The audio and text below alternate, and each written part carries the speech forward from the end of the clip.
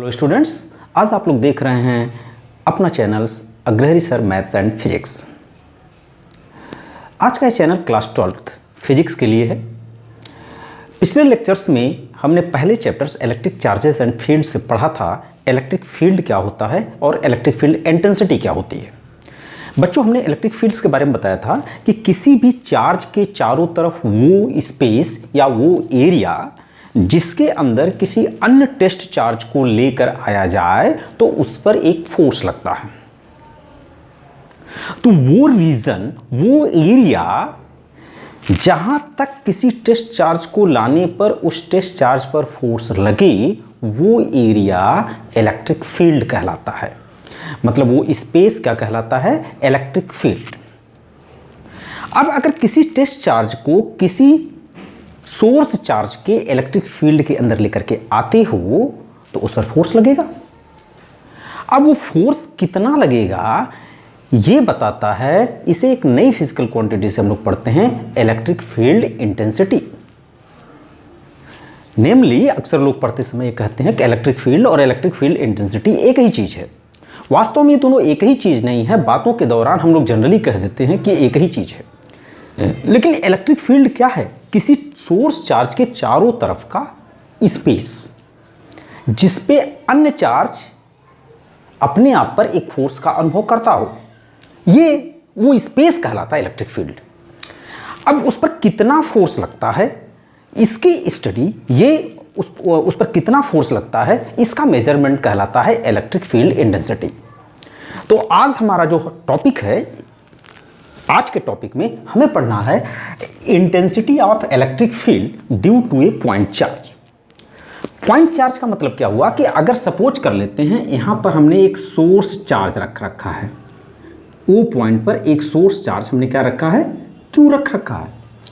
तो but natural बेटा, इसके चारों तरफ एक स्पेस होगा जहां तक इसका अपना इफेक्ट होगा, अपना प्रभाव होगा।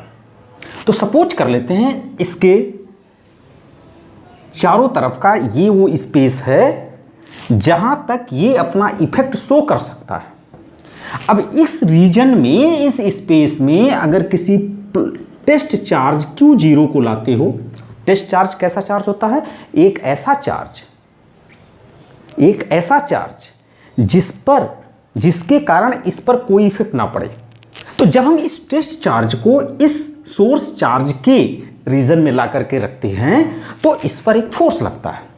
अगर बच्चा ये प्लस क्यू चार्ज हो और ये भी टेस्ट चार्ज, नॉर्मली हम लोग प्लस ही लेते हैं, अगर एक टेस्ट चार्ज को इसके इस रीजन में रख देते हैं तो इस पर एक फोर्स लगेगा। और आपको बताया गया था कि यह जो फोर्स लगेगा, ये जो फोर्स लगेगा वो क्या होगा? रिपल्सन का होगा, क्योंकि दोनों आइडेंटिकल नेचर के हैं।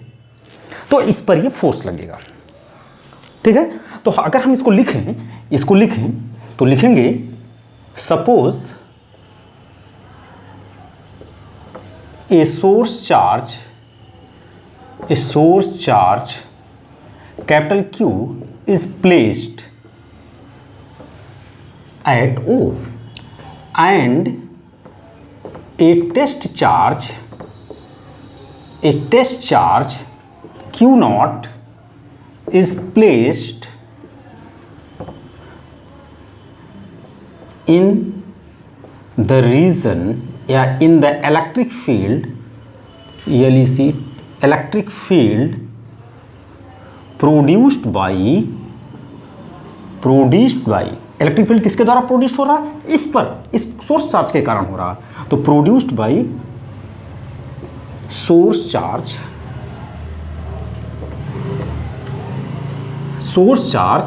Capital Q।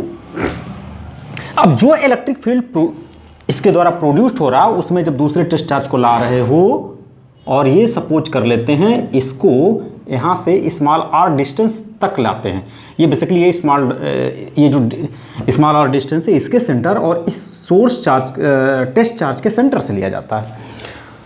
तो produced by source charge Q, a test charge Q0 is placed at distance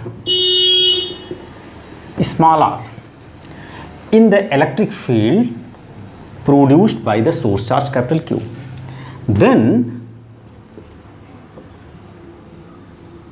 by Coulomb's law,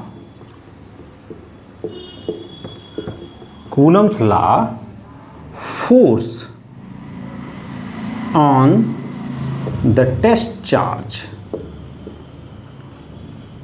Q naught is F is equal to 1/4 pi epsilon not. पहला charge ये क्या है Q और ए charge क्या है Q naught. तो पहला चार्ज capital Q naught by R square. This is the force applied by this charge on this charge. So what is the electric field intensity? So the electric field intensity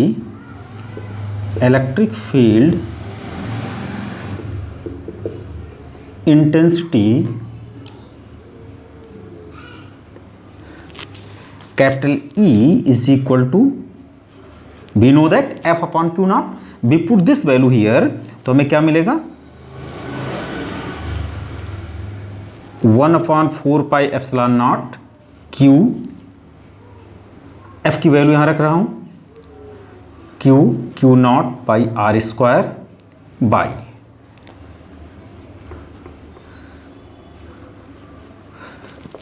is by R square, sorry by Q naught is cancel. What happen here? Here we get F is equal to 1/4 pi epsilon naught Q upon R square. This is the electric field. This is the electric field due to this point charge on that point.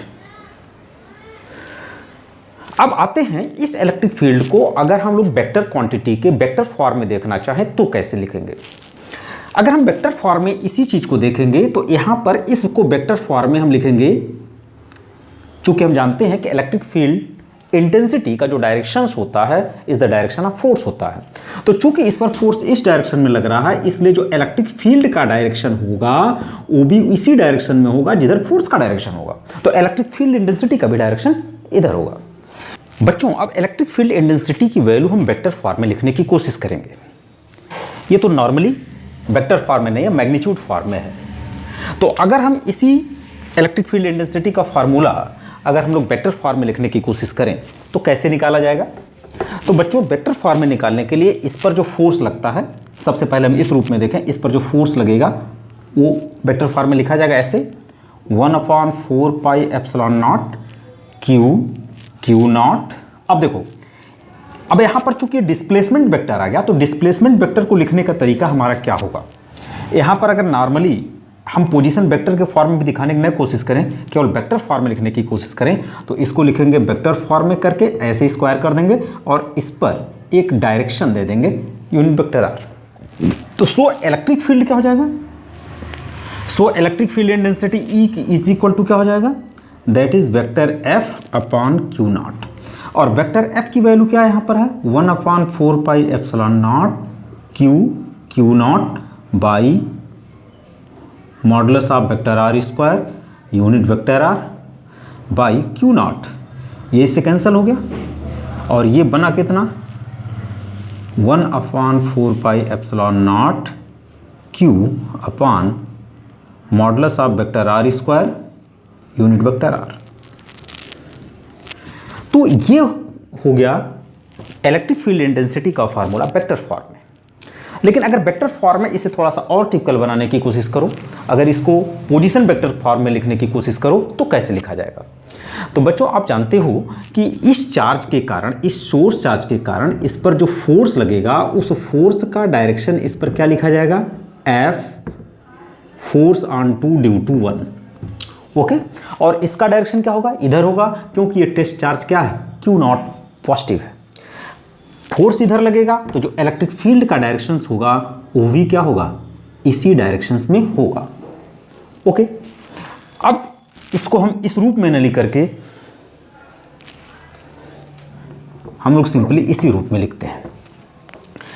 अब इस electric field intensity की value निकाला जाए तो हमें requirement पड़ेगा कि displacement vector की रिक्वायरमेंट क्या होगी। तो डिस्प्लेसमेंट वेक्टर लिखने का तरीका आपको कूलम्स लॉ में बताया गया था कि displacements towards one from two, और यहां से इस डायरेक्शन में लिखेंगे displacement towards two from one.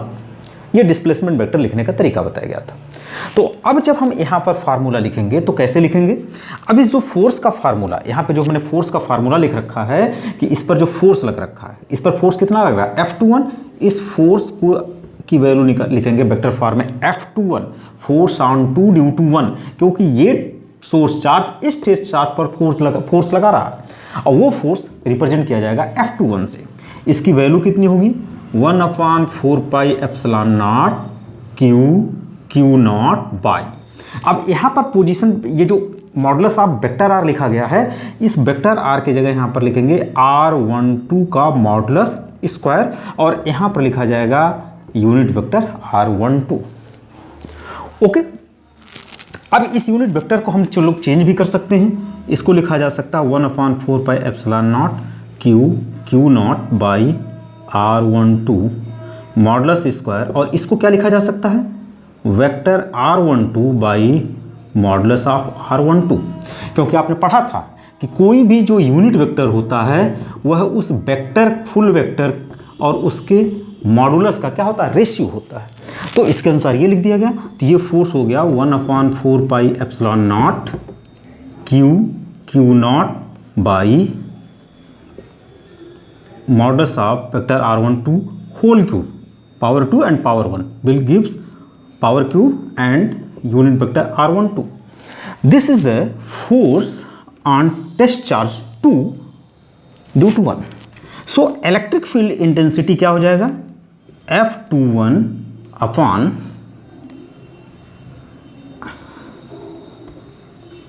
Q not. अब यहाँ पर जब हम इसकी वैल्यू रखेंगे तो ये लिखा जाएगा 1/4πε0 Q नॉट बाई R12 का power cube vector R12 by Q not से Q नॉट कैंसिल हो जाएगा। तो इलेक्ट्रिक फील्ड इंटेंसिटी का जो फार्मूला बनेगा वो होगा 1/4πε0 Q upon R12 power cube R12। तो इस फार्मूले को हम इस वे में लिख सकते हैं, और इसी को एक तरीके से और लिख सकते हैं। अगर पोजीशन वेक्टर में लिखने की कोशिश करो तो लिख लोगे vector E is equal to 1/4πε0 Q, इसको लिखेंगे R2 minus R1, position vector के फॉर्म में लिख लेते हैं, और इसको भी लिख लेते हैं R2 माइनस R1। तो this is the electric field intensity at a given distance small r from source charge q। तो आशा करता हूं बच्चों ये लेक्चर मेरा समझ में आया होगा। अच्छा लगा हो तो आप इसको शेयर भी करिए, कमेंट्स भी करिए, लाइक भी करिए और सब्सक्राइब भी करिए। Thank you.